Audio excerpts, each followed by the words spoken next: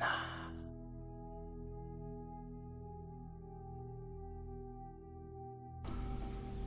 Одоогоос хэдэн жилийн өмнө манайхан Бургалдаан голын ихэнд хадланд гарсан юм л д. Харин нэг өдөр надад хадлангаа манаж хонох хэрэг гарч билээ. Тэр жил хур бороо муутай өвс бад заахгүй байсан тул айлууд бөгж шахуу бөглүү тайгын их рүү гологсон хадлангаа хадаж байв. Манай хадлан хамгийн ихэнд нь байсан бөгөөд манайхаас доошоо айлуудын хадлангийн талбай бэбидэ шахацлан ирэж байв. Бид 14 хоног хээр аяны майхантай хонсны эцэст 250 томоохон бухал өвс авсан нь манай даал под хийсэн өвлийн бэлтгэл байж билээ. Гэхдээ ахиад хадмаар байсан ч гар хадуураар ширвэж болох бүх талбай дууссан учраас ажлаа зогсоохоос өөр аргагүй төрсөн. Ингээд нэгэн майхантайгаа үлдэж бухалнуудаа манах, бусд нь доошоо бууж гэртээ очоод маргааш нь өвс ачих трактор олж ирэхээр болж хамгийн залуугаараа миний бие бухалдсан өвснүүдээ манаж хонохоор болвоо.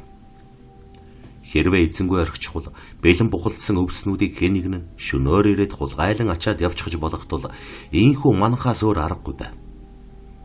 Хамт байсан хэд маань хоолунд хийждээд оройхон явсны дараа би хөглөгөр их хөвчийн хажуухан талд шовоосон муу майханда оргонцаараа үлдвэ. Тэр шин тэнгэрт бүтэн тэргэл сар гийгүүлж байсан нь надад хантай мэт сэтгэл төрүүлж байв. 100 метр хөрөхгүй газар битүү ногоон ой шөнийн салхинд шөөгөн ганхах чимээ сонсогдно. Шөөгөж байсан хүмүүс нь явчихсныг хээрийн амтан хүртэл мэддэг бололтой майханд бараг тулаад ирчихвүү гэмээр ойрхон сүрэг чон хоорондоо юу ч юм бэ булаацалдан гинэж уйлхан зэв үнэ. Халуун намраар чон сүрэглэн явна гэж байдаггүй санагдах юм. Байгаль дэлхийн ааш оршинд хүртэл өөрчлөлт орсон юм байхт. Бэйн митийг бодсоор майхныхаа өмнө асаасан түүдгэ улам өрдөн удтал суусан ч нойр хүрх янзалга. Ус авчраад нэг сайхан цай буцалгаж ууя да гэж бодоод цаваа авч доошоо эрэг рүү буув. Майхнаас ердөө 30 хаатхан алхан байх гүнзгий жалганы доогуур уулын түргэн урсгалт горих шоржигнон урсаж байв. Ус харанхуйд их аюултай байдаг тул би эрэг дээр хэсэг зогсож доошоо сайтар харсны дараа ус руу буулаа. Сар усны урсгал дээр гэрэлтэн давхар динаас аачих мэт үлэмж гоёмсог харагдаж байна. Шангаар хувиндаа усуудалд сутал ойролцох хэргийн бургас шаржигнан хөдөлж нэлээн хүнд биетэй амтан горих руу гараад ирэх шиг болвоо. Айсан гэж жигтэйхэн. Гэхдээ чон бол ингэж их чимээ гаргахгүй тул зэрлэг гахаа юм уу? Эсвэл баавга байж магадгүй гэсэн бодол төрж бүрчихээ хөдөлж чадсангүй. Шангаа усанд дүрсэн чигээрээ хөшчихвөө.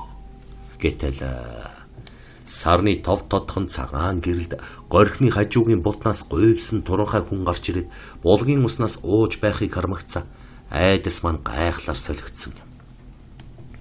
Хүн байна. Айгу бол оргодол байж мэднэ.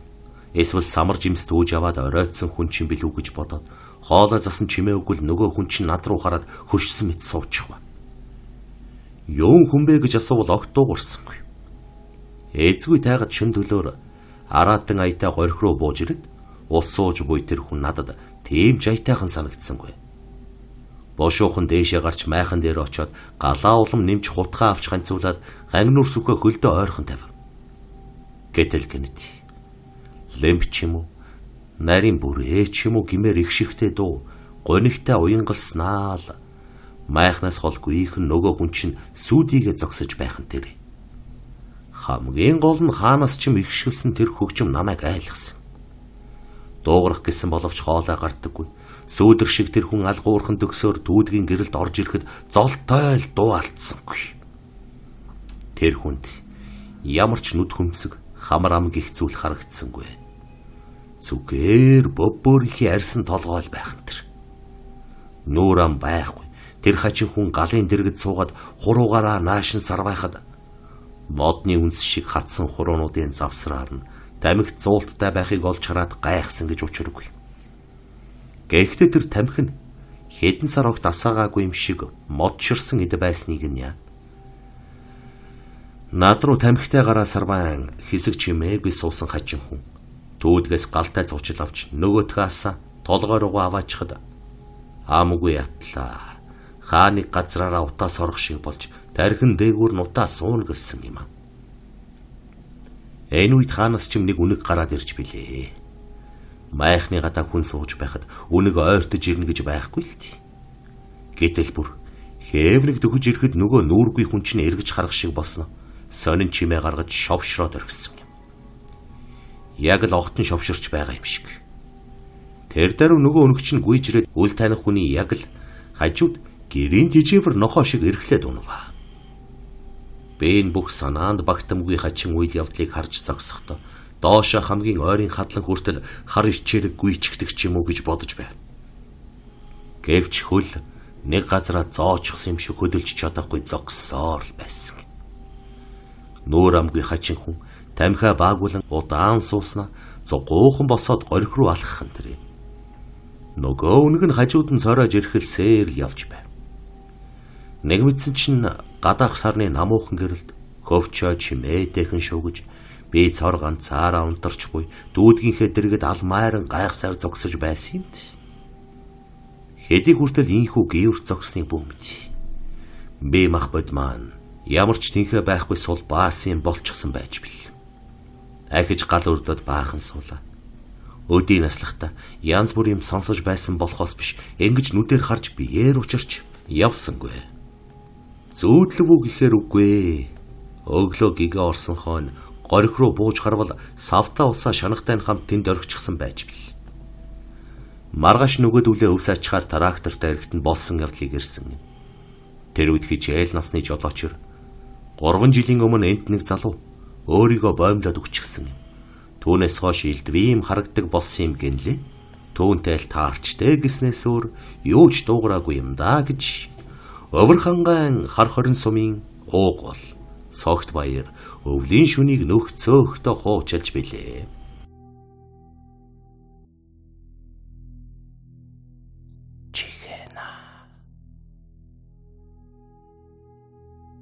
Хөдөөгийн буй даглагт байх тэрхүү амралтын газрын нэрийг дурдаад хэрэггүй байхаа. Анх жуулчны бааз гэсэн сүртэй нэр хаягтайгаар үзэсгэлэн төгс уулын аманд баригдсан угсармал дүнзэн байшингууд харь орноор хэсэн бидэгч гадаадынхны анхаарлыг тэгтлээ татаад байхаар идэв биш. Харин уг байшингуудыг тойрч сүүхийлдэх өндөр хадан цохоо сүлжиж ургасан зулцган төгөл хажууханд нь хоржигнох тунамал горих тэгш ногоон зүлэг саг сайсан том жимсний бутнууд нь хэн хүний анхаарал татахаар өвөрмөц сонирн билээ. Гэвч 4 жил өнгөрөхөд энэ газар ердөө л хоёр л гадаад хүн ирж хоногсныг эс тооцвол өөр жуулчин гихтгэр хүн үзэгдэлгүй. Хаяа зэрэгэлдээ сумын албахаагчид хот хүрээнээс зугаалж яваа хүмүүс ирж хэд хоног алжаалаа тайлан ямаа боож хилэнс нүглийг жаргалтаяа уйлдээд буцдаг болсон тул удалгүй амралтын газар гэдэг шин нэртэй болсон юм. Харин энэ шин нэрнээс нь ч болсон уу? Хүмүүс их ирдэг болж 2 давхар 6 дүнзэн байшингийн бүх өрөө дүрч амрагчид горхины дэргэд майхан барьчхад утаа май сунаглол цуудаг болсон билээ.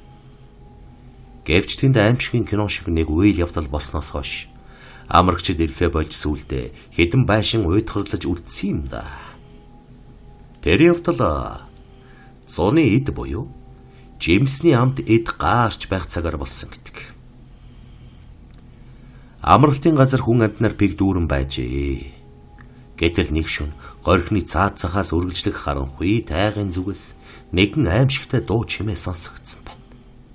Гагцхөө ганцхан удаа ойгоор нэг хангалтал тархсан тэр дуу тамлуулж үхэж буй ямар нэг араатны дуу шиг гихтээ араат нь тарчлан үхэж байхдаа бас ямар нэг хүнийг байрж идэж байх шиг харин тэр махаа зулгаалган үхэж буй хүний орилох чимээ тарчлан дамлуулж байгаа араатны дуутай холилдон цуур айтах шиг тийм чимээ гарсан гэдгийг.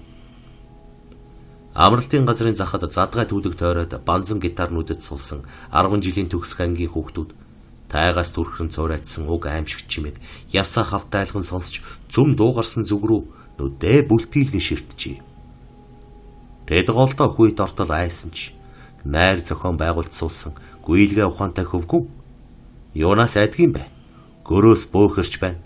Анх сонсоход эвгүй байгаа биз гэж тун мэдэмхий хилмэгц бэбие шоолон эргэд хөвжилдөж эхэлжээ. Гэхдээ уг чихүүдс хүрэм дууг зөвхөн тэд ч сонссонгүй.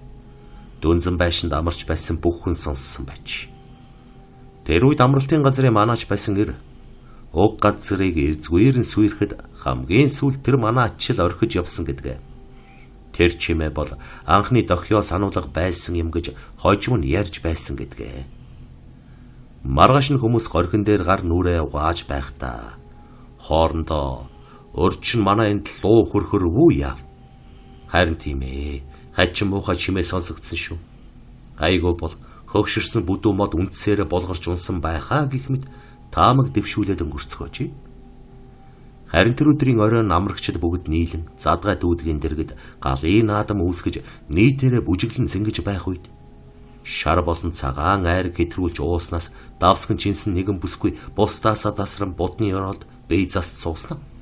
Гэнэт дуу өсгөгчтэй хөгжмийн аянаас илүү чангаар муухай чарлан гүйж ирсэн гэж. Хүүхэн аимшигтай зүйл олж харсан тухайга ээрч бууран хилээд уйлаад эхэлжээ.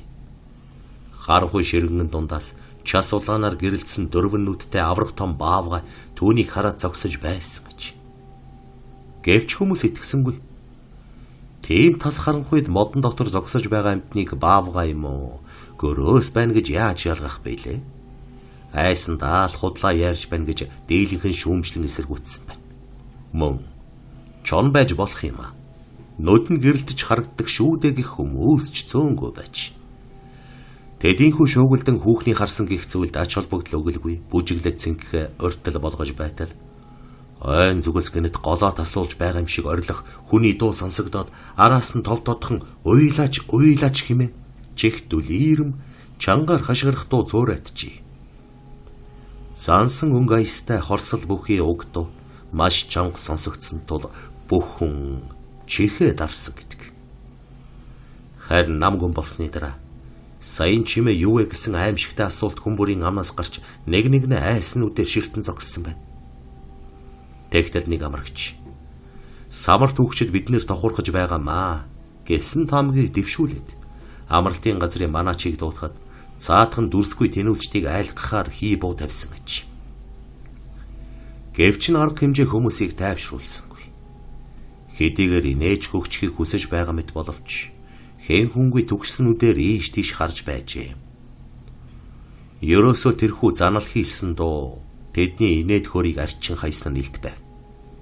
Иймээс амрагчид овон цаван өрөөндөө орж нам гүн болсон бөгөөд мохор сүсгтэй хэд хэдэн амрагч өглөө болов үгүй юу хамаг юма хамж аваад гэрийн зүг морин тэрэг хөлөглөн зажилж явджээ. Мөн зарим нь тэдэнд машин унаа захиж явхад бэлэн хоцорсон гэж.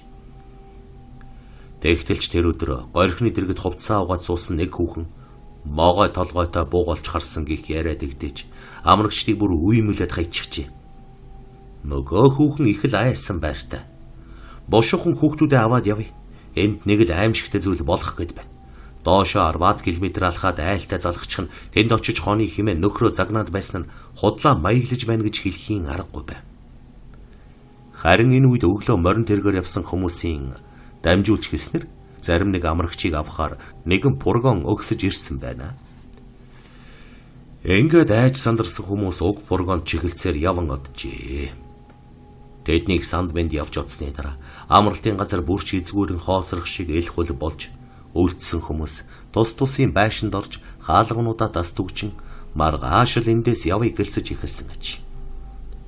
Гэвч тэр шөнө ямар ч дуу чимээ гарсангүй. Элдвийн янз бүрийн зүйлж амрагчдыг үймэлсэнгүй.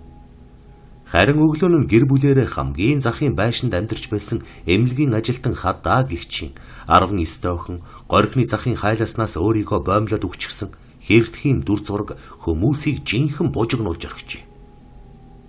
Ёстой нөгөө ёрлон ихэж хашгираад байсан зүйл ёсоороо болж уйлаа майлаан тэгцсэн гэж. Хамгийн аимшигтай охины өрөөсөн хөлийг улаан нэлэг болтол майжиж малтсан ямар нэг амтны хурц хунцны ор тодхон зурааж байж. Үүнийг харсан хүмүүс тэр даруй амралтнаас явхаар шийдэж зарим нэг нь манаачийн мотоциклийг хөлөглөн сумын төв рүү давхин оджээ.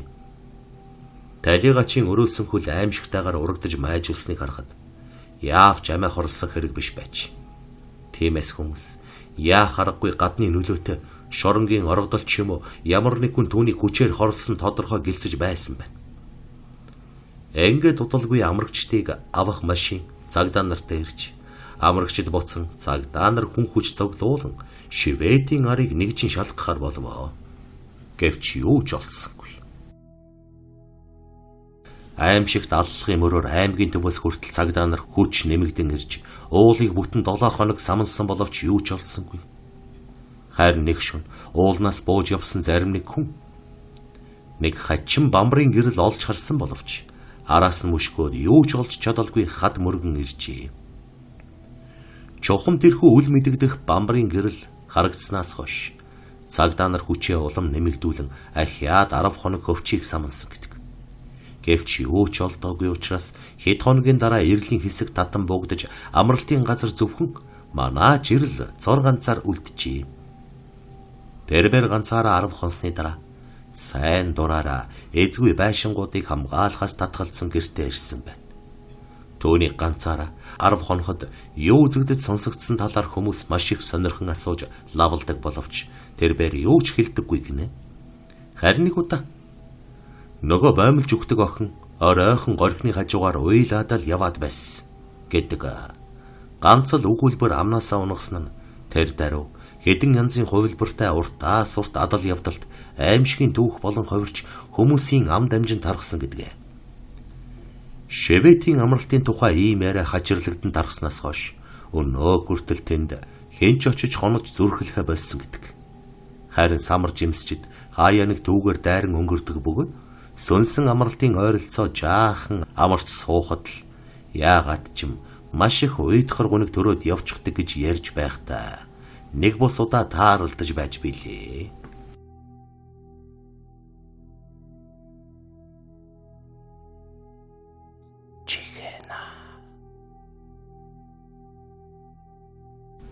Пэлжэ хэмээх ядуухан айлын сүглэгмаа гих 19 охин яг хүнтэй суух насан дээрээ галзуу өвчин туссан юмсан ч.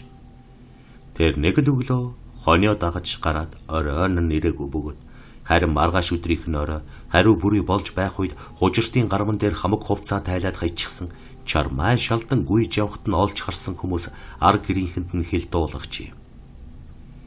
Гэвч тэр үед тас харанхуй болж байсан учраас эрэлд гарсан хүмүүс хөөрхий охиныг олж чадалгүй голын эргээр нэг цовуулаад тайлж хайсан хувцсыг нь цуглуулж аваад буцсан байна. Харин энэ үед нутгийн хөвгшөд хүн ил тавьдаг газар руу хоноо бэлчээснээс боллоо гисгэж байжээ. Хязгаар нутгийн энэ суманд талигачаа хайрцаглаад байх мөнгө төгрөгтэй хүн цөөрснөөс урдын заншлаа даган бүрлэчийн цогцыг ил тавьдаг уламжлалт дэлгэрээд 2 жил болж байсан юмсан ч. Сүглэгмаа охиныг хонинд явдаг өдрийн өмнөх өдөр уг хөдөөлүүлэх газарт пүрв гихч аригчин ирийн шарилыг авчирч ил тавьсныг тэднийхэн мэдээгүй байжээ. Харин охинд муу юм тохиолсны дараа энэ тухай мэдээд хэлэнц нүгэлтэй хүний шарил ил тавьсан өдөр хонио дагаж очоод хорлогдсон байж болзошгүй. Буянтай хүний цогцсон нэг ч хонолгүй алга болдог байхад нүгэл нүдэрэ гүйцсэн хүнийх 49 хоног доол хөөж пэмбигэд байж байдаг гэсэн. Айгу бол тэр муухай амтны хүүр одоо ч байж л байгаа гэлцэн талиж утсан хүнд буруу гөгн шаагалдаж байсан байна. Үнэхээр ч маргааш нь хөдөөлүүлэх газрын хаваар явсан хүмүүс пүрвийн цогц халуунд хөөгд бүр өндийгөө цуужчихсан үс сахлан салхинд хийсч байхыг олж харлаа гэцгэж байсан гэж. Галзуурсан охиныг ирж гайсаар голын бургасан дотор шав шалтан чичрээд сууж байхад нь олж аван аргатахад тэрбэр юу ч дуугарахгүй өчүүхэн ч хөдөлгөөн хийгээгүй гэдгээ. Тиймээс охины ухаан төр зур самураад эргэн хэвэндээ орж байна гэж бодоцгоосон байна. Сүглэгмаа гэртээ аваачин халуун цай хоол хийж өгч байдаг чадлаараа бөөцөлсөн боловч охин юунд жам хөрөлгүй, чив чимээгүй, хурууга хэмлэн нүдэ эргэлдүүлж суужээ. Тэкснэ гэнэтхэн. Хөөй пүрвэха болооч яасан ичдэггүй юм гэж бүрлэчийн нэрээр дуудаад хөл гараа савлан тийрч ойрхон байсан данхтай цаг өшөглөөд асгачих. Айж сандарсан гэрийнхэн нь яах учраа олж ядан самгардаж байх оронд ухасхийн босоод дөнгөж сайхан өмсүүлсэн дээл хувцсыг хүүхүү татан урч тастан тайлаад эхэлсэн байна. Гэрийнхэн нь тал талаас нь барьж авч хүчээр номхруулаагүй бол юу болж дуусах байсныг бүү мэд. Ямар ч байсан сумын төвөөс түргэний машин эртэл хүлж баглаж байгаад аав ээж хоёрын сүглэгмаг сумын эмнэлэг рүү авч явсан бөгөөд удалгүй хот руу аваачиж сэтгцийн эмнэлэгт хэвдүүлсэн юмсанжээ. Нутгийнхан ч хэдэн өдөр шагшаан шууган болоод нам гүн болсон байна. Гэтэл жилийн дараа сүглэгмаг гэртээ хурж ирхэн тэр. Гэвч түүний бие лаар болох нь байтуг улам дорцсон гихт цуу ам дамжин тархаж байва. Энэ нь үнэн бай. Тэр хувцаа юр өмсгөө болсон бөгөөд эхээс төрсэн биеэрээ хамаг байдгаа дэлгэчгээд сууж байдаг болсон гэж. Эцэг их нь ичид зовохдоо хүлж хүртэл үдсэн боловч улам галзууран адаар айшилж өдөржин шүнжин орлоо залахгүй байсан учраас зөнд нь хайж. Тэр хамаг хувцаа тайлж хайчаад шавшалдан гөлрөн суух юм уу? Ганцаараа яриад байж байдаг болсон бөгөөд нутаг усны саваагүй эрс амьд эротик сэтгүүл үзье гэвэл бэлжээгэнд буухтал болно гэлцэн. Багчууд хүртэл явдлын далмаар уяан дээр нь бууж галзуу хүүхний бэлхүүснээс доошхыг шавайга хантал дурандд суудаг болсон юмсан чи. Энэ маягаар сар шахан болоход гэрээсээ холдохгүй гиюурн суудаг байсан. Сүглэгмаа нэг л өдөр гүйн гараад хаа хамаагүй нүцгэн бие гэлалзуулан харайлгаж явдаг болчий. Галзуу хүнтэй ойртвол шүлснээс нь халдвар авч адилхан галзуурдаг гэсэн мухар сүсгийн ачаар хөөрхий ухаан солиотой бүсгүй нүцгэн гүйж явахт нь элдвэр хоргоох зүрхтэй хүн гарсангүй. Харин намар оройхон тэднийх өрөмтийн ар гихч газар руу нүүсний дараахан сонин явдал болжээ. Тэднийхийг өрөмтийн ард буусны дараа нэгэн аимшигт хэрэг гарсан байна. Тэднийхээс холгүй ихэн зэрэгэлдэ сумын хідэн залуу хадлан авч байсан бөгөөд яг тэднийх нүүж ирсний маргааш нөгөө залуус арх хууж муудалцсан зодолдод нэгнийг шимээсгээр цээж бүкс болгоод хайчихсан хэрэг гарсан юмсан чи. Тэгтэл ч удалгүй тэнд чөтгөртэй болж гэн.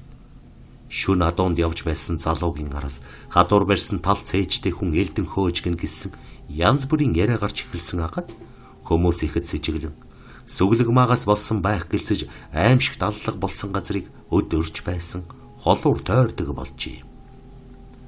Харин пилжээгийн гэрийнхэн галзуу охин нь тийшээ чармаа нүцгэн гүйж чод ахин хорлогдож сүйд болохгүй хэмээн айж араас нь байн харуулдан дуран тавьж хариулдаг ажилтай болсон байна. Гэтэл хэд хоногийн дараа гайхалтай явдал болжээ. Тэр шин пилжээгийн галзуу охин ирсэнгүй. Гэрийнхэн нь өдөржин мал хуй гэж зав зайгүй явсаар нэг л мэдхэд бүрэнхий болчихсон байж. Харин пилжээ бүрэнхий тасарсан хойно галзуу охиноо алга байгааг мэдээд орой мэлж хол тусдаг 3 зайны гарч хийдэнгээ өвөртлөөд мортсон байна. Тэгээд хамгийн түрүүнд нөгөө хийгүйдэлтэй их газраар явж нилээн хайсан боловч олсонгүй. Гэтэл гинэтхэн ойролцоох жалганаас туслаараа хүн байна уу гэж хамаг чадлаараа орилго охины дуу сонсогдов.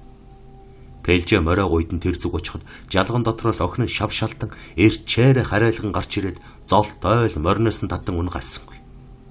Пэлжээж үсрэн бууж охиноо тэврэн авбал тэр араар нь орж нуугдаад ааваасаа энэ жалган дотор тал биетэй амир хүн намайг бариад авсан гэж хэлснэ. Салгантал чичрэн бейд нь наалджээ.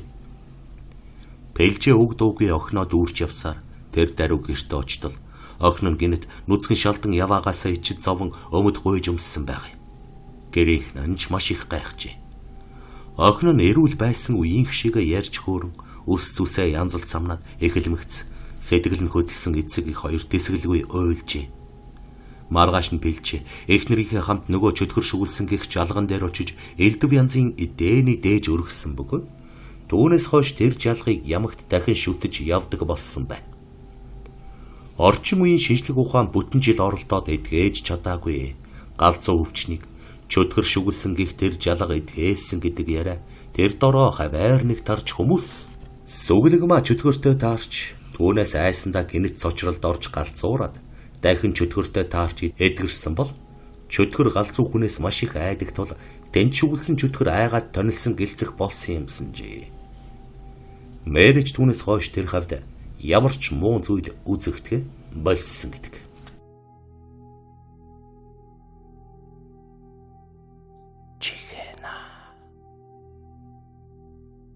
Дорн дэхний ард түмэн Тэнгэрийн санаа гэж зүйлийг урлаг соёлдоо шингэх дуртай байдаг. Нэг сайхан сүм бослоо гэхэд үүний цаад санаа нь Тэнгэрийн санаа байх жишээт. Өөрөөр хэлбэл Тэнгэрл ийм сүм болгохыг сонсон учраас бодит амьдрал дээр саадгүй биелэлээ оллоо гэх мэтээ. Тэнгэрийн санаа хэмээх үзлийг ялангуяа манж хятадын хаадууд олон зуун жилийн турш төр барих бодлогынхоо гол түлхүүр болгосоор ирсэн юм. Өнөөдөр ч их хятад гүрэн эв нэгдэлтэй байгаагаа чухам Тэнгэрийн санаа гэсэн ухагт хуунаар тайлбарладаг. Коммунист үзэл сурталтай орон гэхэд энэ мэтээр шашин нэвт ханхалсан луугийн барилдлага Тэнгэрийн санаа гэх үгийг эрхэмлэж байгаа нь сонирхолтой байгаа биз. За энэ ч яах вэ? Харин саяхан Ватиканы шинэ Иезуитийн бүлэгмийн лам нар дорн дахны орнуудын энэхүү үл арчигдах уламжлалт сэтгэлгээг нарийн ажигласны эцэст чөтгөрийн санаа гэж гаргалгааг олж нээсэн байна. Христүүд өөрсдийнхөө гол дайсны төлөвлөгөөг буддын шашны хугт хунаас гаргаж авна гэдэг гайхалт. Гэхдээ шинэ Иезуитийн бүлэгмийн лам нар өнгөрсөн түүхэнд болж өнгөрсөн хамгийн муухай гай гамшиг тарьсан үйл явдлууд цөм чөтгөрийн санаагаар өрнсөн гэдгийг учир шалтгаанаар нь олж тогтоож эхлээд байна. Үнэхээр ч чөтгөрийн санаа гэж байж болохыг үгүйсгэх аргагүй. Ингээд чөтгөрийн санаа байж мэдэх нэгэн аимшигт явдлыг жишээ болгон сонирхуулъя. Гэхдээ энэ явдал Монгол оронд болсныг хэлэхгүй өнгөрч болохгүй биз. Чөтгөр шулан байтугай, хээрийн чонч байдаггүй. Амар амгалан думпсан нэгэн жижиг суурин цагийн ирэхээр аглагшин эзгүй ирсэн юм. Монгол улс зах зээлд ороод удаагүй байсан үе болохоор боломжтой айлууд нь хот суурин бараадаж нүүснээс тэр мөн өөр нэг шалтгаанаас болж хүмүүс нь дөрвсөн ч гэж хэлж болно. Суурингийн заханд архинд нэлээд дуртай Бадтүр гэх тракторын жолооч хэдэн хүүхдтэйгээ амьдардаг байж. Трактор байлаач хийх ажил олдохгүй учраас эзэн нь архиа эргүүлж эдэн хий зэвэнд идэгдэн сул зогссоор сүүлдээ суурингийн жаалууд дотор нь орж танк болгон тоглодог наадгай болоод хувираад байна. Харин энэхүү зэвэнд идэгдсэн ямби техник асар гашуун зовлонгийн үр үндэс болох юм гэж тухайн үед хинч санссангүй. Тракторын жолооч гэдийгээр архинд живсэн нэгэн боловч элдв муу санаагүй бод амтан байв. Мэгүтэр аймгийн төвөөс архины худалдаа ирж тэр их хавт хайрсан архиталтан дундаас л чөтгөрийн санаа сүүмэлсэн цэнхэр удаа шиг босч ирсэн гэхэд болно.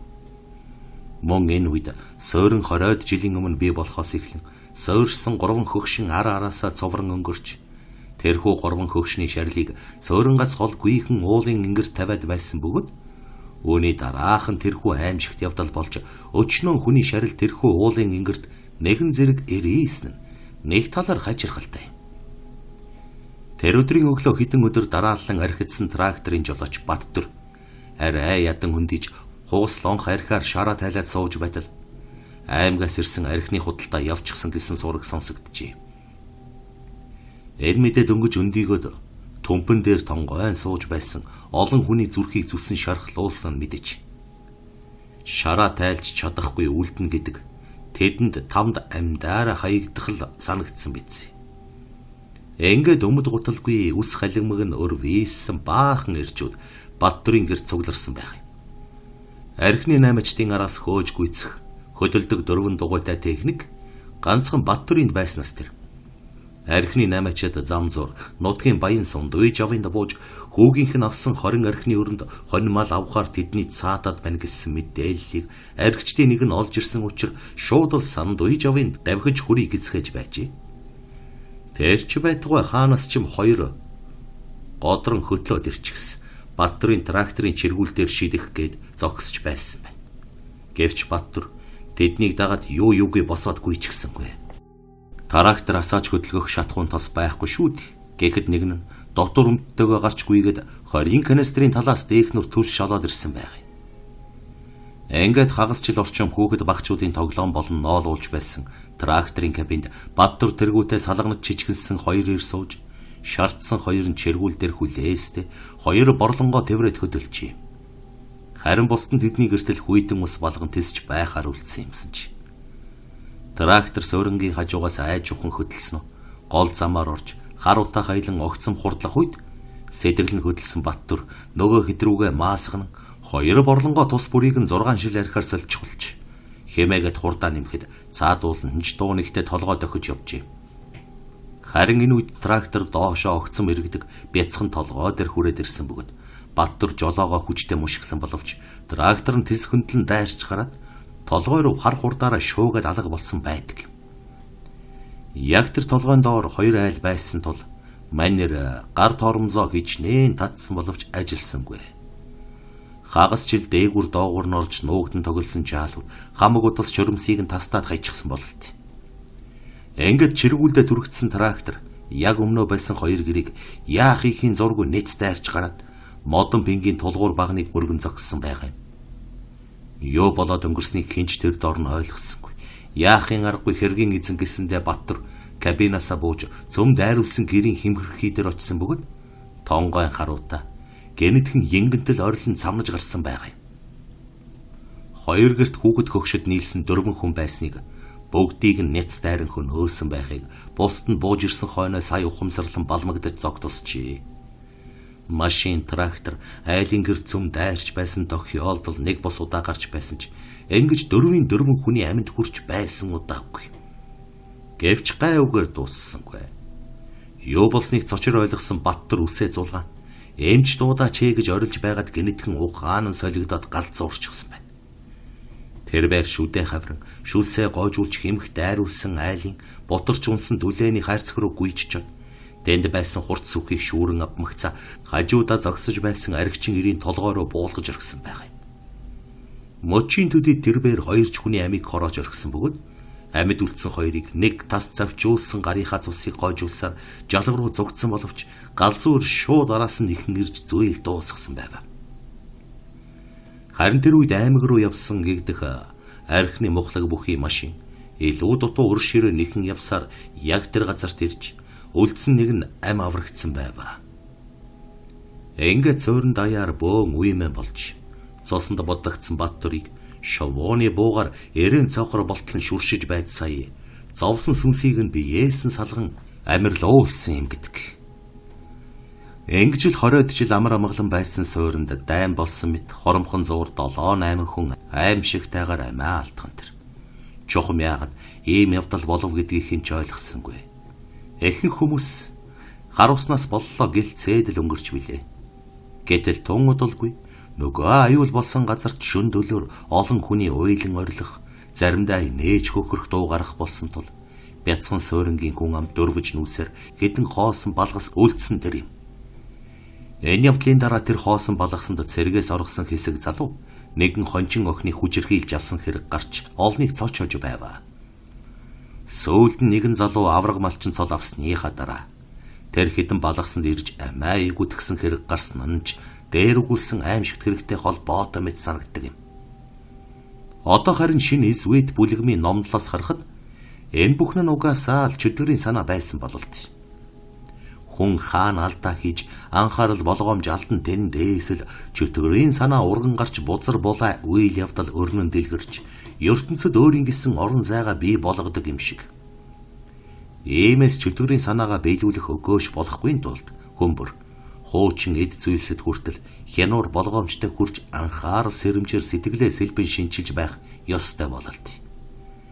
Нэрэж тэнгэрийн санаа гэж байдаг бол эсрэгээр чөтгөрийн санаа гэж бас байх нь ойлгомжтой юм да. Хэн мэдлээ?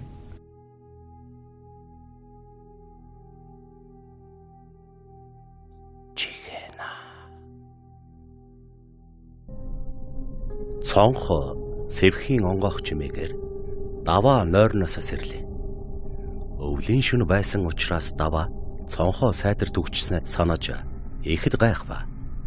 Цонхон тэр аяараа онгойн өвлийн хүйтэн жавар тасалгаанд сад тавин орсноор гэр дорхноо хүйтэн болж эхэллээ. Манэрч босон хараан өмнөөс үлээх жаврыг үл хайхран цонхоо хаан төгжиж амжив. Дагчтал чичрэн орондоо орохоор эрэхтэл өмнө нь нэгэн нүцгэн эмэгтэй зогсож байхан тэр харанх үед чухам хэн болохыг нь мэдэж чадсангүй. Гэтэл гэрт нь аав, ээж хоёроос нь өөр хинч байхгүйг санаад ихэд гайхва. Бүсгүй ээж хөдөлгөөнгүй зогсохож. Эцсийн эцэст даваа урагшаа алхан бүсгүйг өрөөнөөс түлхэн гаргахаар шийдлээ. Дэрэгдэн очиж эмэгтэйг түлхтэл хий хоосон зүйл байсан учраас тэрбээр хан мөргөн унлаа. Даваа өөрийгөө хий хоосон зүйл харсан гэдэгтээ итгэв. Босоод харахад Өнөөхөн бүсгүй зогсож л байхан тэр хөдөлж чадсангүй. Хичнээн айж байсан ч тэр хийх хоосон зүйл рүү ихцлэн харлаа. Бүсгүйн биенээс хөх гэрэл үл ялэг сүмэлцэн хэн болох нь танигдахад тэр хэртхийн зочлоо. Угхийн үзэгдэл сар илүүтийн өмнө нас барсан Сара байсан нь гайхалтай. Түүний амнаас сая л нэг үг унах боломж нээгдэж. Сара чи юу гэж хоолоогоо чичрүүлэн байж шивнэлээ. Бүсгүй ихэд зэвүүнээр тажихантал хөхөрснө. Тийм ээ. Би Сара байна. Би чамайг авахаар ирлээ. Гэж сөнг хоолоогоор шивнэх шахам хэлсэн нь чихэнд нь бус бие мах бодн сонсон хүйт мэдтаан чичирхийлж байгаа. Тэр дахин үг хэлэх гэснээ толгойгоо гэлжилгэн унав. Өглөөн даваа маш их даарчсан. Орныхоо өмнө шалдан хэвтэж буйгаа мэдэрч боссноор өрөөнд орлоо. Шөнийн явдалдаа тэр итгэж ядан хэвтэж байснаа босч галынхаа өрөөнд ороход цай чанаж байсан ээж нь "Хөөе, чи цээжин дээр яач хав?" гэдэг байгаа. Манер чи яасан гэж хэмээн асуухад ихнэ. "Чи хумсаараа маачсан юм уу? Аль эсвэл хэн нэг нь чамайг мааж аяв?" гэхэн тэр. Манер ч ухасхийн ванныхаа өрөөнд орж тойлонд харлаа. Цээжин дээр нь хэн нэгэн хумсаараа латин эс үсэг биччихсэн байв. Зурагдаж цус гарсныг нь бодоход маажсан нь тодорхой байв. Ингээд л Манерийн зүрх зогсчих шахав. Сара гарын үсгээ зурхтаа эс үсгийг яг ингэж гоёмсог зурдаг байсан нь санаанд орлоо. Урд шөнийн явдал зүүд биш нь нэгэнт тодорхой болов. Сара гэж чухам хэн болох? Бас яагаад нас барсан нь? Сонсогч танд сонирн байгаа нь ойлгомжтой. Тиймээс өмнө нь болж өнгөрсөн явдлыг нэхэн санаж сэрүүлье. Даваа 3 жилийн өмнө хорооллын нэгэн баарнд царайлагдуу махлаг цагаан охинтой танилцсан билээ.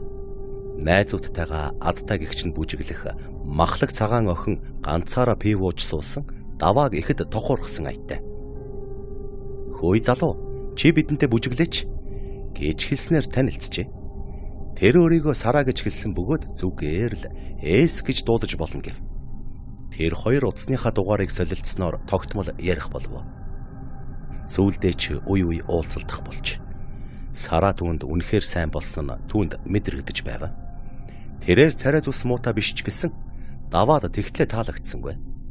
Гэлээ гэхдээ Манер Сараг нэгэн удаа гэртээ авч ирэн аав ээжийнхээ эзгүй хойгоор үүлэн борооны ажил хийж амжжээ. Сара 21 настай хэрнээ сексийн ажилд давааг дагуулхааргүй мэргэжсэн нэгэн байв. Сара түүний шодоог өмхлөн эвлэг хөхөж төмсгийг нь хилээрээ эрвгнүүлэн долоож байгаад босгочих. Тэгээд л дээр нь гараад ёстой л цогж байв. Дуу алдам гиншиж байгаа уран хөдөлгөөн хэмжээшгүй тачаал зэрэг нь залууг ихэд гайхуулан бас чиг зугаацуулж байлаа. Тэрбээр нэгэнтээ түүнээс "Чи хэдийд ингэж амар секстэж сурсан юм бэ?" гэж асуухад нь тэр царай нь улаан ичингүрснэ. "Шал тэнийг юм асуугаад байхдаа яах вэ? Порно кинон дээрээс л харахгүй юу?" гэж мэлцэж. "Тэгвэл чиний онгоныг хэн цолсон юм бэ?" гэж асуухад намайг 1-р курст ороход нэг банд сонготож байгаад хүчнэтчихсэн юм. Түүнээс хойш чамаас өөр хүнтэй хавтаж үзээгүй хэмээн зандан залууг хошгоруулдаг байлаа. Нэгэнт түүний сексийн амтанд орсон даваа түүнээс салж чадхаа боллоо. Гэртээ ирээд хэвтэж байхдаа Сарагийн тонтгор цагаан өгзөг тасам шиг нарийнхан бэлхүүс хайвганан хөдөлж буй байдал уруулаа хилээрээ шилэмдэн ордуу тавин тачаадах зэрэг нь бодол санааг нь бүрнээ эзэмдэн байж суухын эцэсгүй болгож болдоггүй борыг нь болгодог учраас тэр өөрийн мэдэлгүй утсаа шүүрдэг болжээ. Даваа уг нь сайхан залуу. Түүнийг харсан ямар ч охин цаашаа гэхгүй бөгөөд харамсалтай тэр дэндүү даруухан хичээл номноос өөрийг сонирхдаггүй учраас ийм уран тачаангой хүүхэнд цаламдуулсан нь энэ.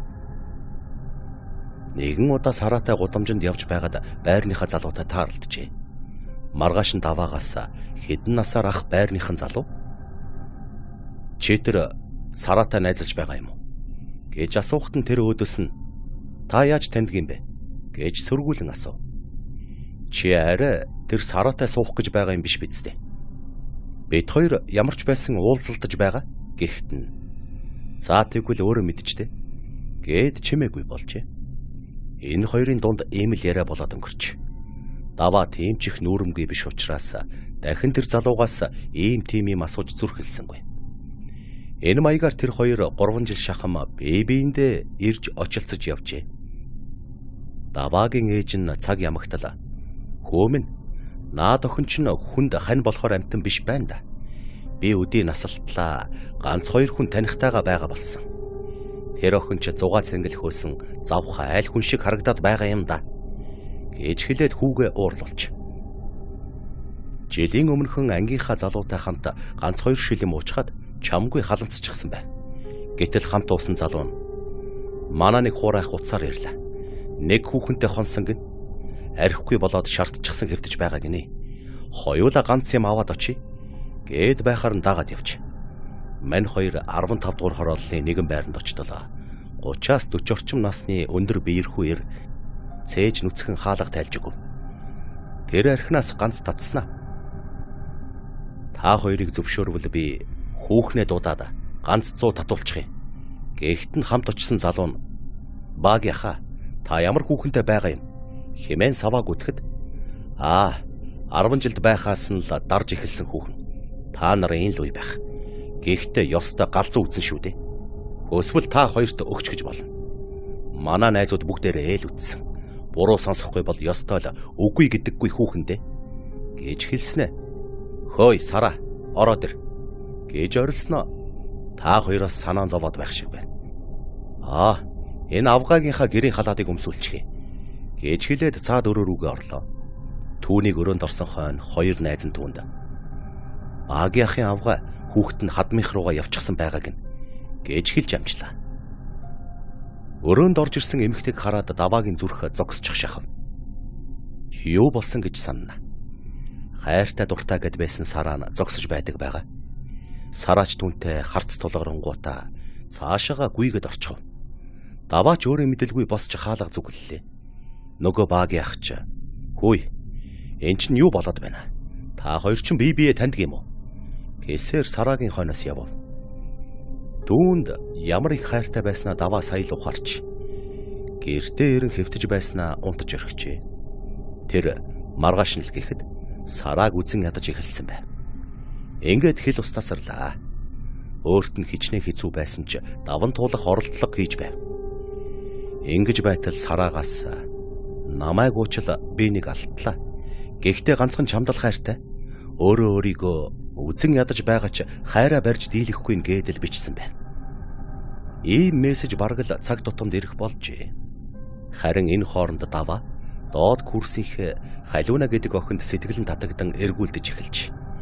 Гэвч тэр нь амархан наашаага эргэсэнгүй. Тэгэх тусмаа даваа түүнд улам бүр дурлаж байж суухын эцэсгүй болж байв. Нэгэн удаа их сургуулийн үүдэн дээр тэр Сараатай улаан халз тааралджээ. Сараа түүнтэй толгой дохин мэндэлснэ. Даваа чамтай ярих юм байна гэж хэлээд ойролцоох бааранд дагуулж орлоо. Тэр баггүй халамцсны дараагаар би муухай юм хийсэн нь үнэ. Бас чамдал ганцхан хайртай ч гэсэн үнэн шүү. Хэрвээ намайг уучлах юм бол би насан туршдаа чамд үнэнч байна гэж хэлээд л ярихт нь даваа сонсохыг ч хүсэхгүй байна гэдгээ ойлгов. Сүүлдээ Сараа тэгвэл хоёулаа ядаж өнөөшн сүүлчийн удаа унтъя л да гэж гуйлаа. Сархтанд халамтсан даваагийн сэрлэн хөдөлж ямар ханилж суух гэж байгаа биш. Ганц удаа унтчихад яадаг юм? Тэгээд ч Сараа ёстой галзуу үздэг шүү дээ гэж бодоод зөвшөөрчихв. Тэр хоёр ч баарнаас гарan зочид буудалд очиж хонхоор явцгаав. Тэр шүн Сараач ёстой үзүүлж өгсөн нь ойлгомжтой. Даваач гэсэн өглөө болтол хичнээн удаа хавцснаа ч мартах шахжээ. Өглөө нь салахтаа даваа түүнд өөр охинд сайн болцоход эргүүлдэж буйгаа хэлсэн төдийгүй дахин уулзахгүй гэдгээ нууссангүй. Гэсэн ч нөгөө охиноо өөрийн болгож амжилгүй алджээ. Тэр охин нь Хятад руу сургуульд орохоор шилжсэн бөгөөд даваа хоосон гуяа тэврэн хоцорчээ. Яагаад ч юм тэр охиныг өөрийн болгож чадаагүй нь Сараагаас болсон юм шиг санагдаж байлаа. Тэгэд уурсаж хорсохдоо нэгэн муухай зүйл хийжээ. Тэр чухам яагаад ийм зүйл хийснээ өөрөө ч сайн ойлгохгүй байлаа. Сараагийн зураг болон утсыг нь интернетэд байрлуулж орхисон аж. Үүнээсээ болоод тэр цагдаад дуудагдж бараг шорон орон орохдоо тулж салжээ. Сараач түүнтэй дахин харьцсангүй. Нэгэн удаа түүнээс миний бие юм уу үхэх гэж байна.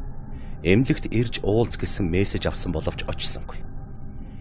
Ингээд нас барсныг нь хэдэн өдрийн дараа найзаас нь сонссон байна. Болж өнгөрсөн явдал гэвэл энэ. Энэ бүхнийг эргэн санаж бас цээжин дээрээ ээс үсэг маажуулсан нь зүүд зэрэглээ биш болохыг мэдэрсэн Дава шүн болохоос айж байв. Тэр сүнс дахин шүн ирнэ гэдгийг мэдэж байсан учраас гэртээ хонохгүйгээр шийджээ. Манерч тэр өдрөө тасартлаа уучхад зочид буудалд очиод унтж. Шүн дунд хэн нэгэн дуудсаар байгаад түүнийг сэрэлээ. Арх нь яагаад ч юм гарчихж. Цонх нь бүрэн онгоочсон бүсгүй сүнс өмнө нь зогсож байлаа. Сүнс түүн рүү дөхөн ирж. Чи намайг ийм болгосон. Би одоо чамайг авна гэж хэлээд дайрлаа. Түүнийг айн орлоход нь сүнс чимээгүй болгож дөнгөв. Одоо тэр ямар ч мэдээгүй юм шиг л дээшээ харан хэвдэж байна. Хувцс нь хараын даал тайлагдж чармаа шалтан боллоо. Сүнс түүний эрхтнийг хөхж эхэллээ. Даанч хийх хоосон зүйл учраас мэдрэгдэх юм байсангүй. Гэвч удалгүй бэлэг эрхтнэр нь сэрүү татан байснаа халуу оргиж гантай босч эхэлжээ. Энэ үед сүнс түүн дээр гарч сун ордуу 50 секстэж эхлэв. Удалгүй Даваат ч гэсэн яг л секстэж байгаа юм шиг тааламжит байдал үүсэн зүрхэн зохилж биеийн жижирхийлж байснаа дур тавьж орхилоо. Сүнс дахиад л сэрлийг нь хөдөлгөж зогсоо зайгүй секстсээр үүр цайхын өмнөх үнэгэн харанхуйгаар цонхоор гарan нисэн отлоо. Давааг сүнс оюун ухаанаар нь удирдаад байсан авч тэр үхтлээ ядарсан байв. Арайхийн цонхоо хаачхад нам унтаж байтал үйлчлэгч ирж сэрэн гарах цаг болсныг сануулжээ. Түүнийг гэртээ ирэхэд ээж нь ууртай ухтав. Цонхоо төгжилгүй орхиж хөлдөх шахсныг нь хэлэхэд маш их гайхав. Бас утас руу шүн залгахад холбогдох боломжгүй гэсэн хариу өгчээ. Утсан салаагүй байгаагч ээжтэй харууллаа. Тэр орой болохоос айж байсан авч гэрлээ унтраахгүй бол сүнс яаж ч чадахгүй гэдгийг тооцоолоод тайвширчээ. Гаднаас арх авчран ганцаараа сэмхэн угаад гэрлээ асаалттай норхон унтахаар хэвтлээ. Нойр нь хулжин хэвтэж байтал гинэтхэн гэрэл нь унтарчих. Цонх онгойсонгүй. Гэвч сүнс өрөөнд нь байгааг тэр мэдэж байлаа. Сүнс ч сэрүү татуулж ирж дахиад л секств. Тэр үүр цүрээр үхтлээ ядарсан амтан унтаадаг.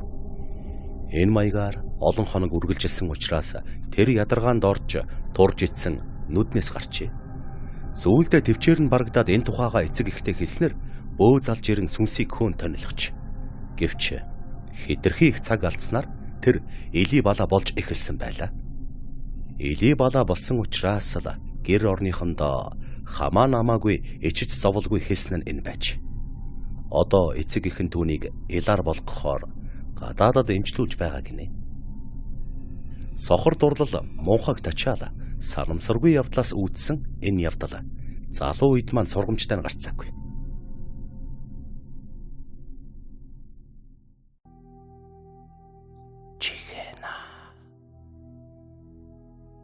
Хэдэн жилийн өмнө Цэнгэг ус Ара алдартай хөвсгөл нууранд Оросын холбооны улсын Дебовский хэмээх 40 тонн жинтэй улсан онгоц живж далайд осолдсон хөлг үүдийн тоог нэгээр нэмсэн байдаг. Хөвсгөл их далайд хүний бүтээсэн хөнгөн зав онгоцнууд хөвж ихэлснээс хойш хамгийн том онгоц осолдож живсэн тохиолдол энэ. Бөхөрөө зоочтой зогсоолдоо зогсож байсан онгоц генетхэн живсэн шалтгааныг Оросод одоо хүртэл гайхаад олохгүй байгаа юм гинлээ. Давлгаа босоход ямар нэг зүйл мөргөж хавирснаас ёроолд нь цооролт үүсч живсэн гэж тооцогдсон уг онгоцноос 140 литр шатхун нуурын усанд асгарсан юм гэсэн. Мөн үүнээс болж зогсоол гавийн усанд дизель түлш тунран тогтож Хар солонгон толбонууд үүснээс ханх сумын иргэд шатхуун амтагдж үнэртсэн усаар ундаалж ихнээсээ хордож хүмүүсийн биеэр юм туурч нүдэн өвдөн малвчлаг шинж тэмдгүүд илэрч байсан гэдгээ.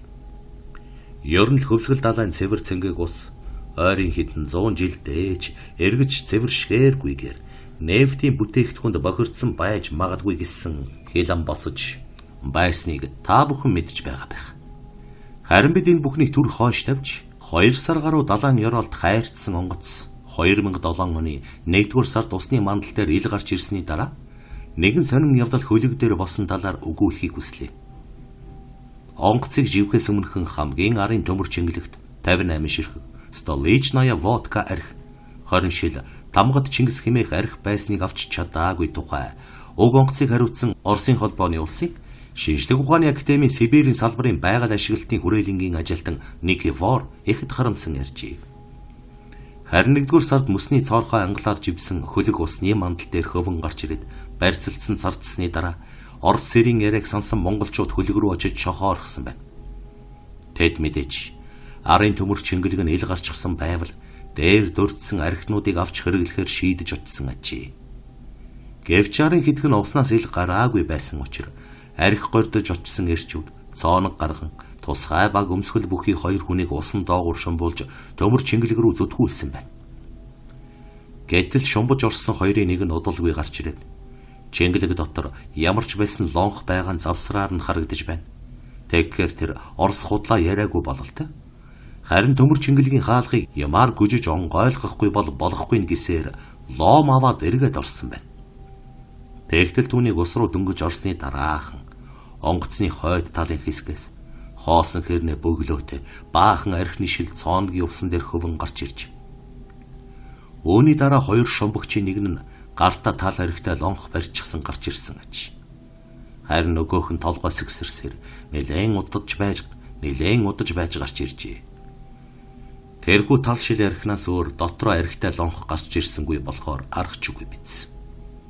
Харин жижигхэн төмөр хайрцаг олдсон бөгөөд дотроос нь хуурхай өргөс тэмх хямны үлдэгдэл гагц хайрцаг прима янж өөрч нухаж унтраас нь тамхины иш шилбэнүүд гарч ирсэн аж.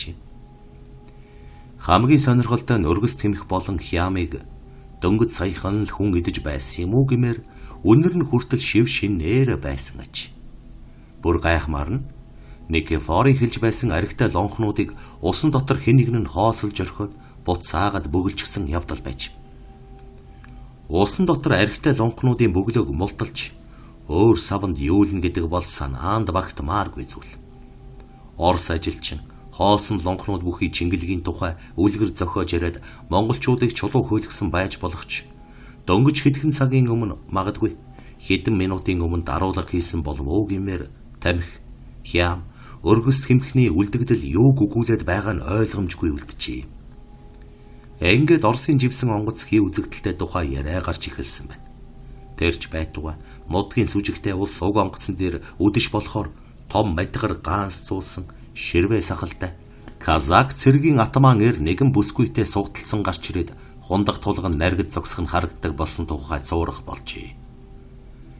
100 жилийн өмнө тэр казак цэргийн атаман хөвсгөл нуурт онгоцтойгоо живж сүйрсэн тухай домог яриа байдаг юм байна. Дебовский хөлгөөс өмнө хөвсгөл нуурын гүн тасалдсан хамгийн том онгоц түүнийх байсан бололтой.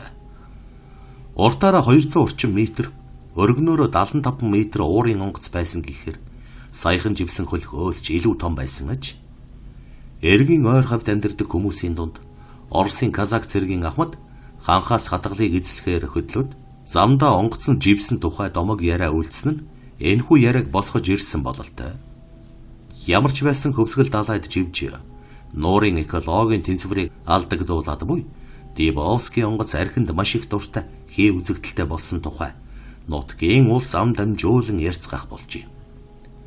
Нутгийнхны зарим нь хамаг шатхуунаа ус руу юулчихсан энэ онгоцыг татаж аваад чияадаг юм. Нэгэнт далайн эзний дансанд ороод өмчөнд болчихсон ойлгомжтой байгаа. Тиймээс харин ч бүр живүүлж ёроолт нь үүр дүлдээсэн нь дээр хэмээн мэдэмхийрч буяажээ. Азад хамгийн үнцгийн нуур хэмээн тооцогддог хөвсгөл далайд зөвхөн 1930 оноос хойш гэхэд 500 орчим хүн осолдсон гэдэг тоо байдаг тул Янз бүрийн хий үзэгдэл ялангуяа лонхтой архийг усан дотор онгойлгоод уучдаг альбангууд бий болсон байж болохыг үгүйсгэх аргагүй. Хэм мэдлээ те.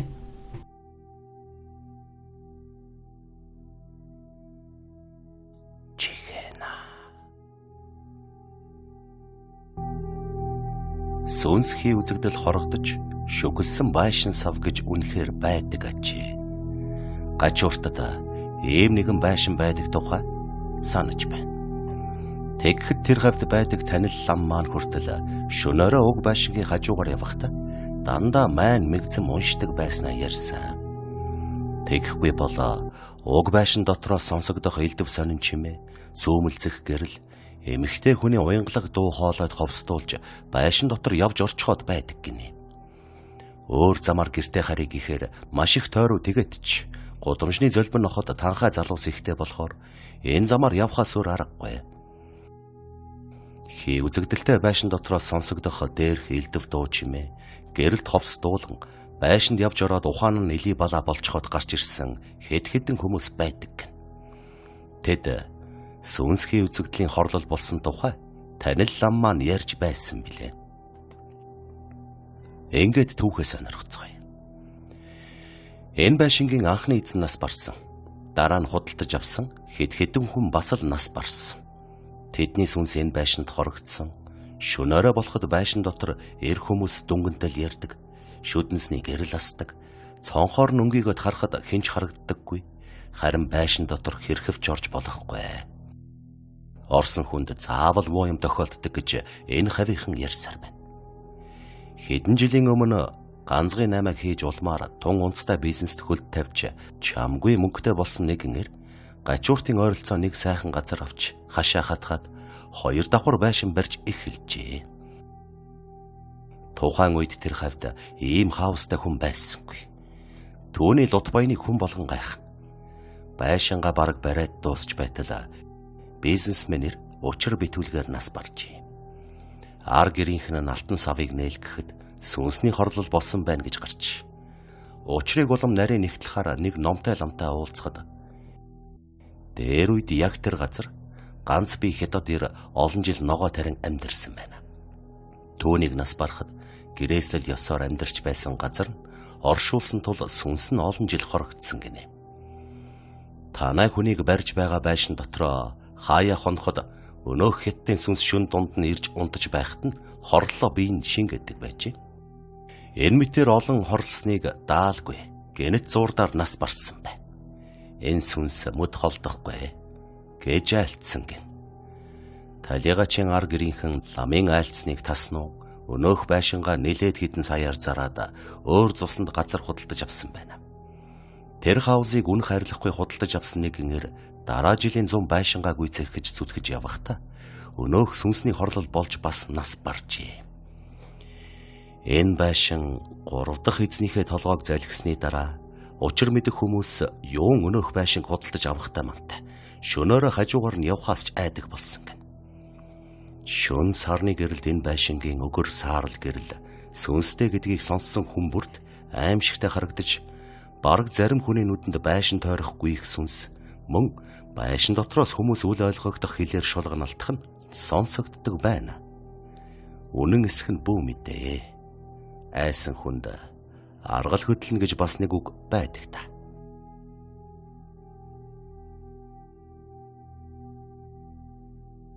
Чихэна. Альва юм бүхэн цаг хугацаатай гэдэг.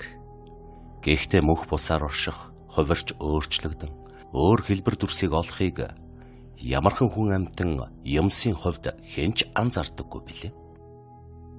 Ер нь хүний амьдрал гэдэг их нэгт нямба мэт боловч анзаарах багтай ал майрал ихтэй байдаг ажгүй.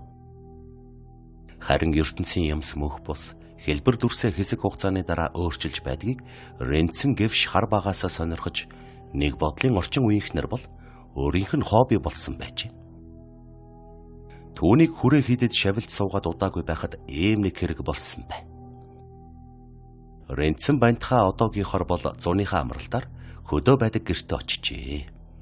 Тэднийхтэй амхай өвгөнийх сүүлийн хэдэн жил айл саахалд нутаглаж яваа юм. Ренцэнг очсны маргааш нь амхайгай мэндийг мэдхээр аав нь дагуулan тэднийд очжээ. Ренцэн өөрт нь хандах хүмүүсийн хандлагаас ихэд ичнэ. Аав нь хүртэл түүнийг лам болох хүн учраас хүндэтгэж урд нь гарч явхаас татгалцсан. Яс махныхан тасархай мөн боловч яах аргагүй л бурхны шав буйны сав болохоор ариун намын ертөнцид хөл тавьсан хүн учир ингэхээс ч өөр аргагүй.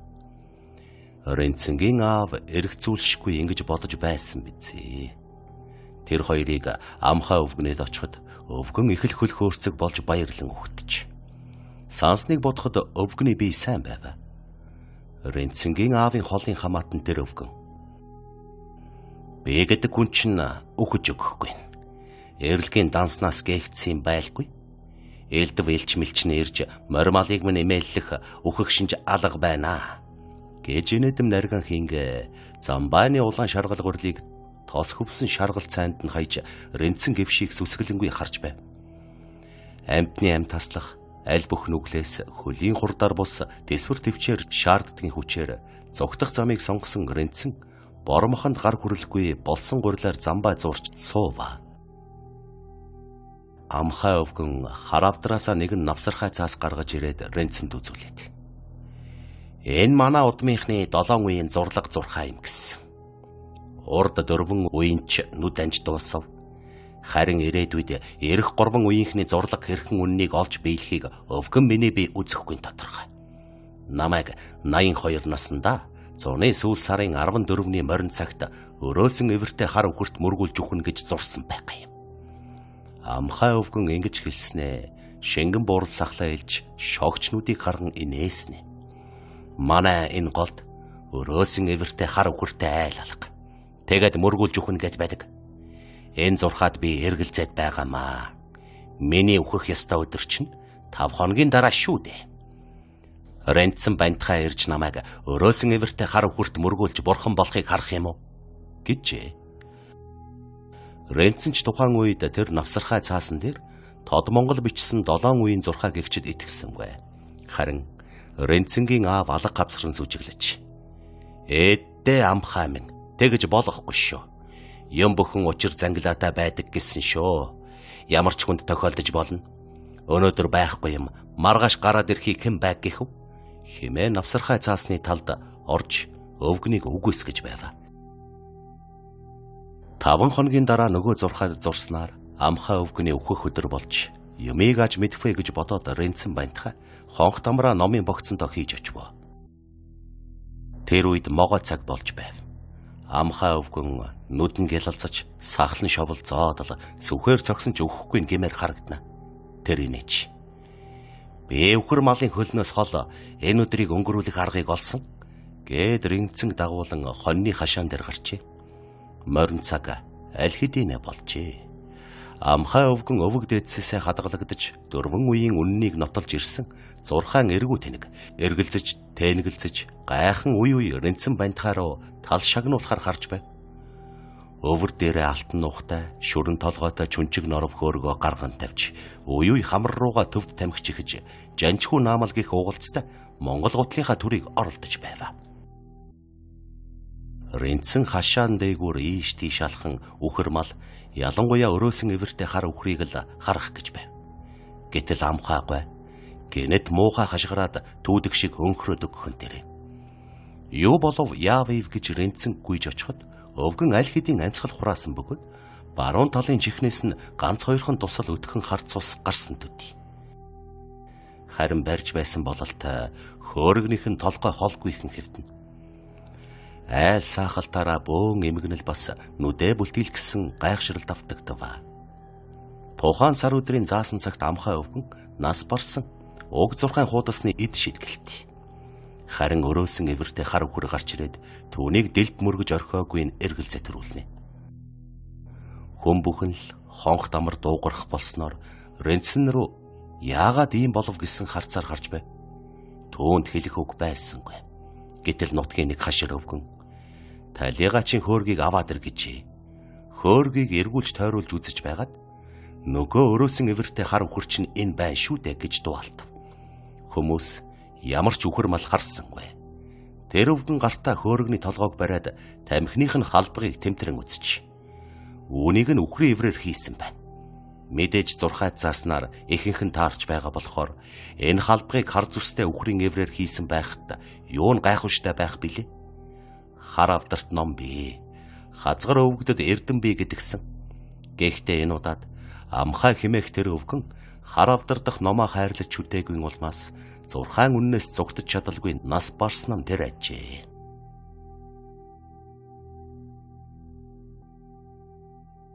Чихэна. Сэтгцийн өвчтнүүдийн эмнэлэг буюу бидний ярьж заншснаар шар хадны эмнэлгээс гарсан текст жаргал гихч ирийн хажирхалтай яриаг толлуулъя. Тэрбээр яриагаа эхлэхдээ бэвг нь эрүүл саруулхан намайг тэнд хүчээр хорсон гэж болно. Тиймээс намайг эмнэлгээс гарсан гэх биш, харин суллагдсан гэж бичээрэй хэмээн гуйсан юм а. 2 сарын өмнө текст жаргал нэгэн эвгүй зүудийг 5 удаа яг тэр чигээр нь давтан зүүдэлсэн гэж. Ямар зүуд вэ гэхээр офицеруудын ордны өмнөх зам дээр гэгэн цагаан өдөр 2 машины голд нэгэн хүн хавчигдан үхэж байгаа аимшиг давт тослыг тэрбээр хажуунаас нь хараад зогсож байх юм гинэ. Эхний удаа зүүдлэхдээ тоосонгүй. Хүн зүүдэндээ юу эсхийг үзэж харж мэдэрдэг билээ. Тиймээс онц ач холбогдол өгсөнгүй текст хийгээд л мартчих.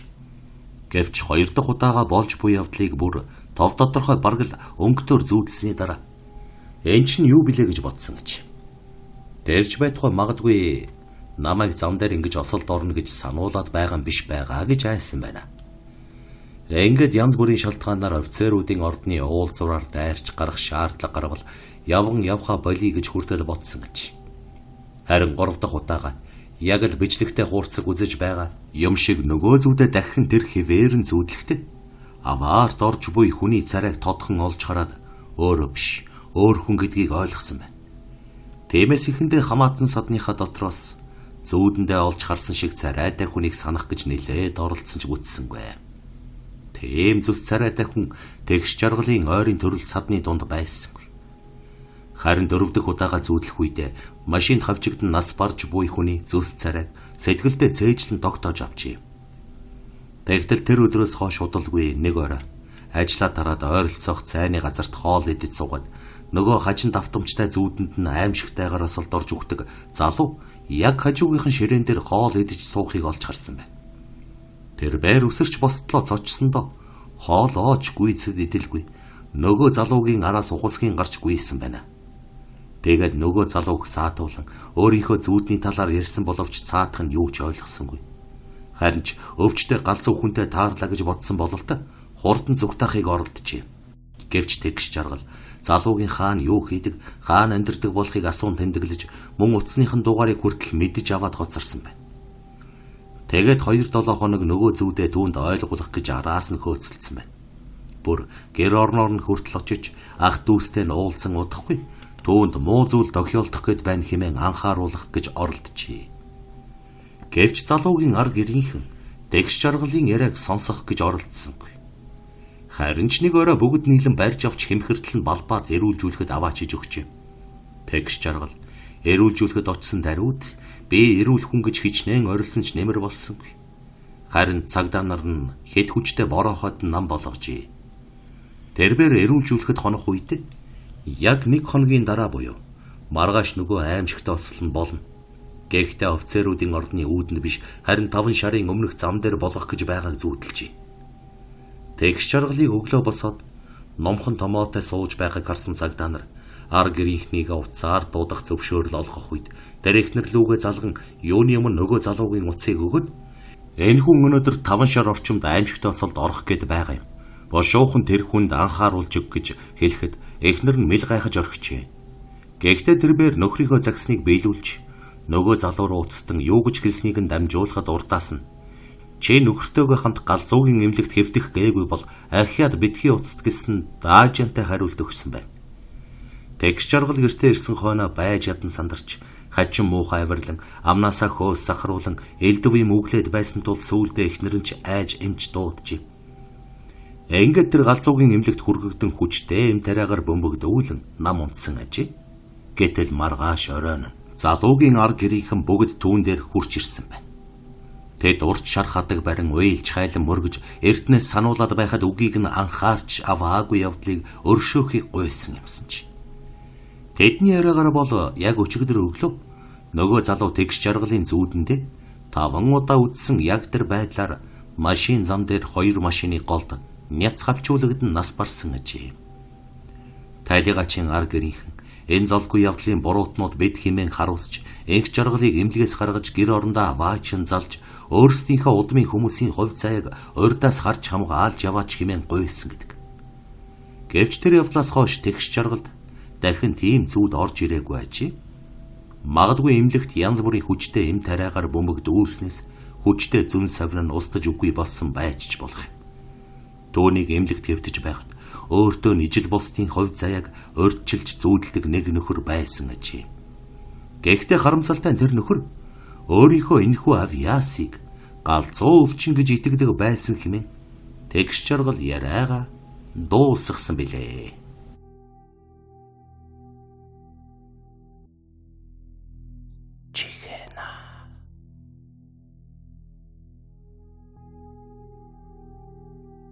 Гомб бүр хүүхэд байгаасаа муур нохойг үзэн яддаг. Ялангуяа годомд баацгнангүй их хөөхөн гөлгийг гөлөөг наашир хэмээн хууран дагуулж яваад эзгүй газар аваачин дүүжилж юм уу тамлаж алдаг хоббитой болсон байва. Үүнийг олж мэдсэн эцэг ихэн түүнийг маш хатуу ширүүнээр загнаж. Нохойч нэгт хүний урд юм уу? Хойд төрөл байсан юмтан. Хоёрт нохой бол хүний хамгийн анхны үнэнч нөхөр тул хүмүүс үеийн үед нохойг хүндэлж ирсэн. Тэр тусмаа монголчууд бидэн шиг нохойг хамгийн сайнаар хүндэлж ирсэн ард түмэн байдаггүй юм. Чи яасан Монголоо алдсан нөхөр вэ? Энэ тухай хичээл сургууль дээр чинь заасан чинь хаашаа алга болчихдог юм. Муурын тухайд муур бол элдвхий үзэгдэл сүнс буугч өтгөрийг олж хардаг. Ийм зүйлээс хүнийг хамгаалдаг гэдэг. Чи дахин ийм нүгэл хийвэл 2 гарыг чинь таслана шүү. Чи энэ нүглээ зогсоохгүй бол муур нохой хараал хурч үхэн шүү. Гэж ихэд хатуугаар анхааруулсан чи гомбхүү хорих тусан буруу юм руугаа зүтгэдэг гихчээр аав ээжийнхээ нүүрэн дээр за мэдлээ дахин ийм муухай юм хийхгүй гэж ам тангараг өгчхөд муур нохойг тамлан алах аргаа улам нарийсгаж нохойн гөлөг муурын зулцгийг харт хоронд хийж бүр эзгүй хээр аваачин мөчмөчөөр нь тастан алдаг улам харгас аргатай болжээ. Гомб иймэрхүү маягаар олон нохойн гөлөг муурын зулцгийг алсан байв. Нөгөө ертөнцөд зовж тарчлан очсон эдгээр амьтдын хараал сүнсний хорлолыг гомбхүү удалгүй хүртэж бүх үеэс нь өөдлөхө болсон байна. Ер нь хүүхэд байхад бөөнөрөө дарвин нийлж гомб шиг нохойн гөлөг муурын зулцгийг алах тохиолдол цөөнгүй гардаг л байсан. Ийм тамлалтаас хүүхдүүдийн зарим нь муур нохой хэрхэн үхэж байгааг харж таашаал аваад зарим нь ийм тамлалтаас үхтлээ айн цочирдож дахин ийм явдалд оролцдоггүй байлаа. Гомб бол ийм хүүхдүүдээс тэсвэр. Эзгүй газар очоод ганцаараа ийм тамлалтыг сэтгэлээ хантал хийж маш их сайхан таашаал авна. Хэд хоногийн дараа дахин ийм таашаал авахаар муур нохооны эрэлт гарна. Юм гэдэг их санаа. Ийм аимшигт гаждон хэнийг ч ялгахгүй нөмөрдөг бололт. Уг нь бол гомб сэхэтэн эцэг ихтэй хөө. Ийм тамлалт хийгээгүй байхдаа даруй томоотой бусдад тусархаг бас хичээл номондоо онц сайн сурдаг ангийнхаа тэргүүний сурагч байва. Аав ээж багш нар нь түүнийг 10 дугаар анги амжилттай төгсөөд гарцаагүй гадаадын дээд сургуульд явна гэж найддаг байв. Гэтэл гомбхүү өнөөх тамлан алсан олон муур нохооныхоо хараал хийгээд сүнсний хорлолд өртөж бүх үйлс нь өөдлөхө болов. Хичээл сурлагатаа муудаж эх орны алтан 3 гэдэг дүнгээс өөр дүн авах болов. Ааш яврын догшин ширүүн болж муур нохойг харахаараа байж яттлаа үзсэн ятна. Арайч олон хүний нүдэн дээр барьж аваад тамлан алж чадахгүй. Мод чулуу шидэн учиргүй хөө. Гомб иймэрхүү маягаар үлгэн салган явсаар дунд сургууль арай хийж төгсөөд хойтон жил нь хүмүүжлийг олохоор цэрэгт явж далд ороход тэр нутгийн муур ноход нэг хэсэг сэтгэл амар байсан ойлгомжтой. Сөүлдэ аймгийн төвийн муур ноход гомбыг хараад амийг нь тамлан алах эрлэг нь явааг таниад муухай орилолдож хуцалт нь зогтдог болсон байв. Гомб цэргээс халагдаж ирээд нэг хэсэг овоо хүн шиг байснаа.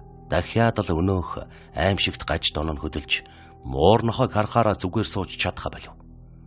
Гомбыг цэрэгт байх хугацаанд аймгийн төвийн золбин муур нохойн тоо эрс өссөн нь түүний гаж дон дахин хөдлөхөд бас нөлөөлсөн бололтой. Тэгж байтал золбин муур нохоо устгах аян аймгийн төвд эхэлж Гомб хамгийн түрүүн очиж энэ фронтын эхний дайчин болж Винтов буу муур нохойг хөдлөх болон дүүжлэх олс шийдэм зодож тамлан алах бүдүүн төмрөөр зэвсэглэв. Энэ аян хэд хоног үргэлжлэхэд Гомб хамгийн олон муур нохойг тамлан алж нөгөө ертөнцид илгээсэн байв. Засаг захиргааны байгууллагаас муур нохойг алах эрх мэдэлтэй болсон Гомб одоо бүр маадгар болж гудамд гүйж аваа муур нохойг олны нүдэн дээр шууд буудан алж байв. Аав ээж нь түүний энэ бузар нүглийг хорих гээд дийлсэнгүй. Нэгэн өглөө Гомб их л ажил хэрэгч хүн. Энэ хойд уулын жалганд аймгийн төвөөс цугтсан баахан золбин ноход байна. Өнөөдөр тэр муусаануудыг устгах гээд буу, олс, бүдүүн төмрөө аваад гарахад ихэнх ардаас нь залбираад газарчээ. Гэрч тэр өдөр Гомб гэртээ эргэж ирсэнгүй. Маргааш нүнөх ууланд хэдэн үхрээ хариулж явсан хүн золбин ноход нэгэн яман дээр овооролдож тасар татаад байхыг холоос хараад очиж сонирхоор болжээ.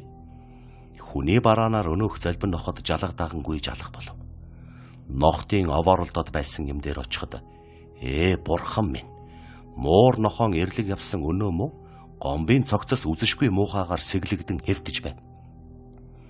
Муур нохоон хараал хүрсэн Гомб уулын жалганд бүгсэн золбин нохтыг устгах гэж яваад өөрөө тэдэнд бариулан амиа алдсан байжээ. Талигаачийн алтан савыг нээхэд өөрийнхөө гараар хөнөөсөн тэр олон муур нохооны хараал сүнсний хорлолыг хүртэж нохтод бариулж өгсөн байна. Үүнээс өөр үхэл энэ хүнд бурхан тэнгэр заяагаагүй байна гэж гарсан байна.